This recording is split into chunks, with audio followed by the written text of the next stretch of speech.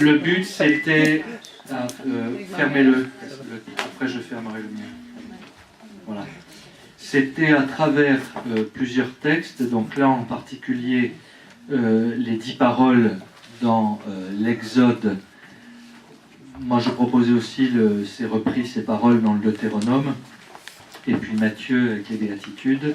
Ils ont travaillé surtout sur l'Exode, ce qu'on appelle le code d'Hammurabi, qui est le plus vieux code civil, le droit du monde, en fait, où il y a 300 codes là-dedans, 300 articles plutôt, qui datent du XVIIIe siècle avant Jésus-Christ.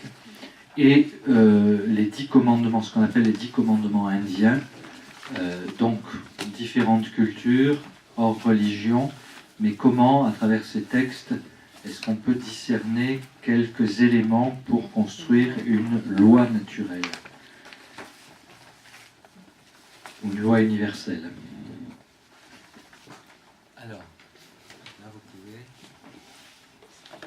pouvez... Alors nous, on s'est un peu perdu. Faute avouée, oui, pardonnez. Parce que les textes d'époque et de statuts différents, et ça nous a un peu perturbés. Alors quand même, quelques éléments. Effectivement, il y a des éléments communs qui sont formulés par les 10 commandements indiens plutôt sous forme de valeurs. Par contre, on a surtout été frappé par les différences liées à un contexte particulier, notamment dans le code. Ça marche? Ouais.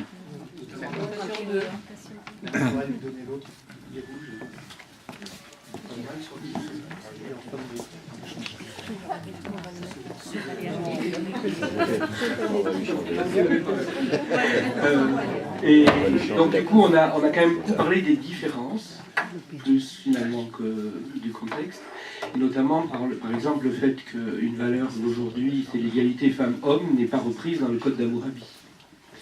Alors après, on a essayé quand même de lister qu'est-ce qui pouvait être des éléments de la loi naturelle, et on est resté à un certain nombre de choses générales, du genre, il ne faut pas utiliser le mensonge, notamment le mensonge public qui porte atteinte à autrui. Il ne faut pas voler, il ne faut pas tuer. Et puis effectivement, ça c'est toi qui nous l'as soufflé, la prohibition de l'inceste dès le code d'Hammurabi. Voilà. Nous faisons confiance à la deuxième table pour... Vous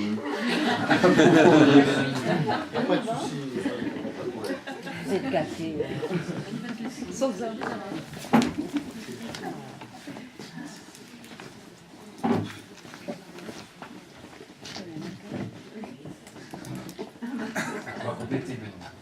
Alors, on essaye de compléter. Donc, ce qui est commun, on a trouvé respecter le vivant, même si le vivant, ça veut dire différentes choses. Ça peut être les personnes, la nature, les animaux, selon les époques et le contexte. Aussi la recherche de la vérité. On a trouvé en commun la responsabilité, assumer ses actes. Et sur la question qu'est-ce qui est commun à tous, c'est vraiment essayer de rechercher le bien. Après, la définition du bien est particulière selon les époques. Et ce qui nous a surpris aussi dans les différences entre ces textes, c'est qu'au niveau de l'Exode ou des commandements indiens, c'est vraiment assez court et guider les lecteurs vers le bien. Alors que dans le code d'Hammurabi, par rapport à l'époque où c'était plus le marchandage, c'est vraiment essayer de répondre à chaque situation où il y a une faute et trouver une réponse. Alors qu'il y a un peu plus de liberté et d'humanisme dans les autres commandements. Et voilà, parce que dans le code, c'est vraiment à chaque cas une réponse. Et dans les commandements, on se pose la question du pourquoi. Pourquoi ces commandements? Pour cette recherche du bien et peut-être se rapprocher de Dieu, de l'amour et d'un certain humanisme.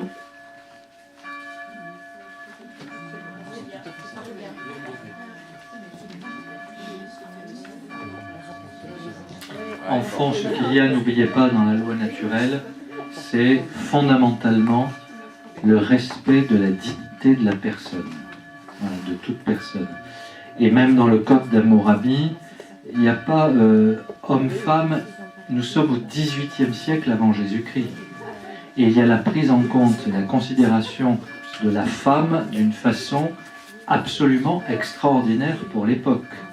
Parce que la loi est égale pour l'un comme pour l'autre. Voilà, c'est assez extraordinaire quand même. Donc la reconnaissance d'une dignité. Enfin, vous voyez, bon, on peut... le but, c'était de montrer qu'à travers différents textes qui ne sont pas forcément religieux, mais pris dans différents temps, différentes sociétés, on retrouve des normes communes, voilà, qui fondent le droit naturel. Et après, évidemment, la majorité du code d'Hammurabi, par exemple, se situe dans une époque, dans un temps. Là, on est dans le particulier. Là, on est dans la loi positive. Voilà, bon, vous pourrez continuer le travail. Alors, le orange... Non, d'abord le bleu. Oui, enfin, on va passer au orange. Qui a sur la femme adultère? Là-bas. Voilà. Donc c'est à partir du texte de Jean 8 sur la femme adultère. Bon, alors en résumé, pour la fin, pour la conclusion, ce auquel je me suis arrêtée, c'est Jésus contredit-il la loi de Moïse? Oui et non, dans le sens où il travaille le jour du sabbat, il guérit, il sauve le jour du sabbat, donc c'est quand même une certaine contradiction. Mais cependant, la valeur morale reste vraie dans le sens où il demande aux hommes de s'aimer les uns les autres comme il nous a aimés et comme on l'aime. Et de ne plus pécher, de savoir pardonner. Voilà. Bon, j'essaye de répondre un petit peu aux questions en fait. Parce qu'on a parlé de beaucoup de choses et je ne pensais pas devoir prendre la parole. Oui, il y a eu un certain échec du point de vue des hommes qui condamnent cette femme, les accusateurs de cette femme qui décident de vouloir la lapider, dans le sens où ils ont la réflexion d'eux-mêmes. Jésus trace des traits sur le sol en essayant de réfléchir, ce qui est écrit, c'est oui, il pense à sa propre condamnation, à sa situation, et à essayer de réfléchir sur, enfin réussir à prendre sa condition de Jésus, d'homme et de Jésus devant ces hommes condamnateurs qui veulent lapider cette femme. Et ceux-ci sont menés à la réflexion d'eux-mêmes et effectivement ne jettent pas la première pierre. Voilà. Enfin, j'ai dit des choses fausses. Hein. J'ai dit qu'il ne réfléchit pas. Il prend sa condition de Jésus et il n'oublie pas sa condition d'homme. Allez, l'autre... Juste un petit ajout. Ce qui est ressorti, c'est qu'en fait, Jésus renvoie chacun à sa singularité et les renvoie à leur conscience, tous. Les pharisiens et la femme elle-même aussi. Tous étaient renvoyés au même niveau de la patte humaine et de sa propre conscience. On va voir l'autre. C'est là le jaune. Le saumon. Ah, vous avez le bleu. Le saumon, c'est... Il n'y en avait qu'un. Oui, il y en avait qu'un. Voilà. Juste, vous avez repéré que le but c'était de montrer que les pharisiens se situent uniquement au niveau de la loi, donc restent dans le particulier, et Jésus veut amener les uns et les autres, y compris la femme adultère, au niveau de l'universel. Voilà, du respect de la personne. et d'aller au-delà du simple article de la loi mosaïque. Alors le bleu, sur l'euthanasie, c'était le problème de l'euthanasie.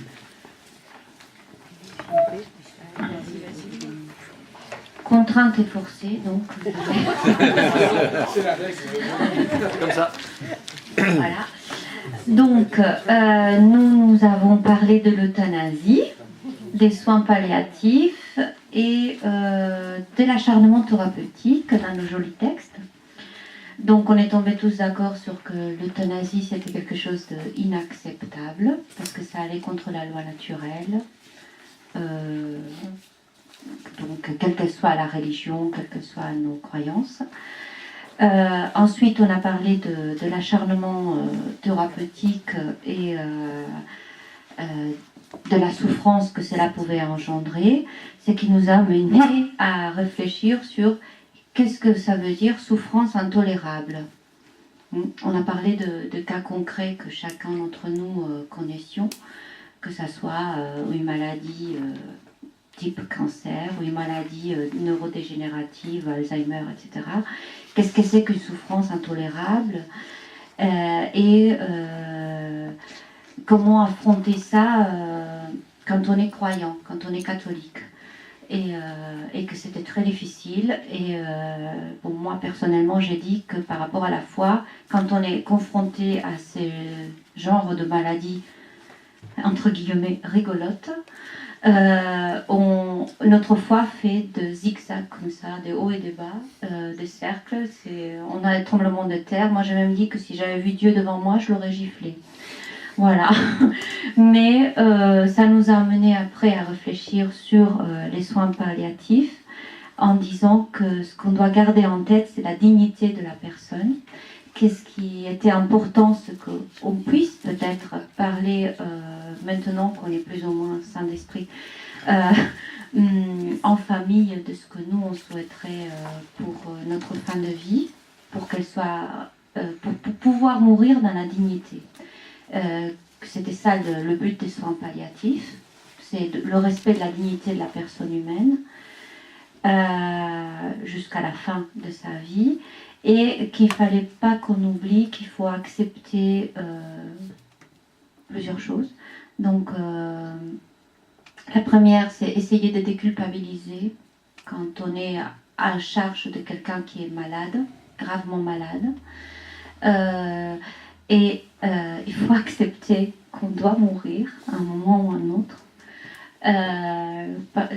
C'est toi qui avais parlé de ça à un moment, qu'il faut accepter que notre vie a une fin. Et Mathieu a bien insisté sur le fait que on vit et on meurt pour le Seigneur. Donc même si on meurt, on continue à vivre. Voilà. Donc ça, serait la conclusion de notre groupe, il me semble. C'est bon ? Il va rajouter quelque chose quand même, monsieur.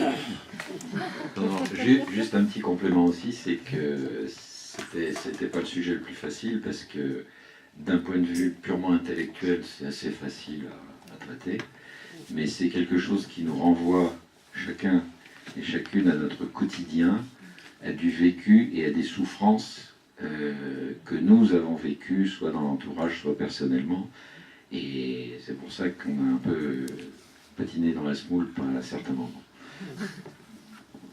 Conclusion. Alors, assez rapide.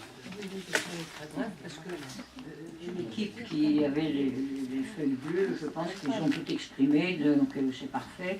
Mais par contre, malheureusement, autour de notre table, comme tu viens de le dire, ça a réveillé des souffrances importantes parmi nous, et même à titre particulier, ayant vécu une situation de ce genre récemment.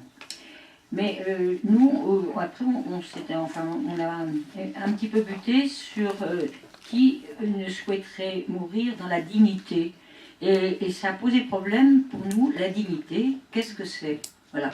Et Milan m'a été demandé de te demander si tu peux nous répondre à propos pour l'Église, que c'est la dignité. Hein. Et sinon, bon, bah, je vous ai dit. Hein. Voilà. Alors, on a eu, on n'est pas arrivé, on a trouvé une solution. Alors, il a été dit, c'est effectivement pour respecter la personne, refuser de mourir comme un légume. Enfin, il a été dit plein de choses, mais si tu pouvais nous éclairer, ce serait sympathique. C'est une question facile, hein. Voilà, c'est presque notre cours. Pour répondre très rapidement, pour nous, chrétiens, la dignité, elle est simple à définir. Nous sommes à l'image de Dieu.